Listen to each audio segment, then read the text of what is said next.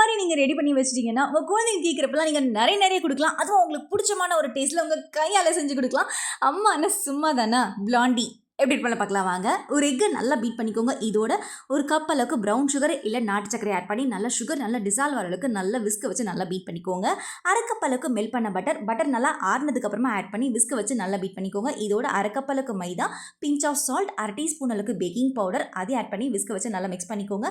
அரை டீஸ்பூன் அளவுக்கு vanilla essence அதையும் ஆட் பண்ணிவிட்டு ஓவர் மிக்ஸ் பண்ணாமல் நல்லா ஜென்டலாக மிக்ஸ் பண்ணிவிட்டு கேட்டிங்கில் நல்லா பட்டரை க்ரீஸ் பண்ணதுக்கப்புறமா நம்ம ரெடி பண்ணி வச்சுக்க பேட்டரியை ஆட் பண்ணிவிட்டு நல்லா டேப் பண்ணிவிட்டு மேலே நட்ஸோ இல்லை சாக்லேட் சிப்ஸோ ஆட் பண்ணிக்கோங்க. இதெல்லாம் ரெடி பண்ணுறதுக்கு முன்னாடி ஒரு பேனில் வந்து பார்த்தீங்கன்னா ஸ்டாண்ட் போட்டு லிட் போட்டு மூடிட்டு 10 நிமிஷம் ப்ரீ ஹீட் பண்ணதுக்கப்புறமா நம்ம ரெடி பண்ணி வச்சிருக்க கேக் டீனை எடுத்து வச்சு ஸ்லோலே வந்து பார்த்தீங்கன்னா ஒரு 45 மினிட்ஸ்க்கு நல்லா பேக் பண்ணி எடுத்திங்கன்னா சூப்பர் அண்ட் டேஸ்டியான பிளாண்டி வந்து ரெடி ஆகிடும். இது வந்து பார்த்தீங்கன்னா ரூம் டெம்பரேச்சர்லேயே ஒரு 2-3 டேஸ்க்கு நீங்கள் ஸ்டோர் பண்ணி சாப்பிடலாம். ரொம்ப டேஸ்டியாக இருக்கும்.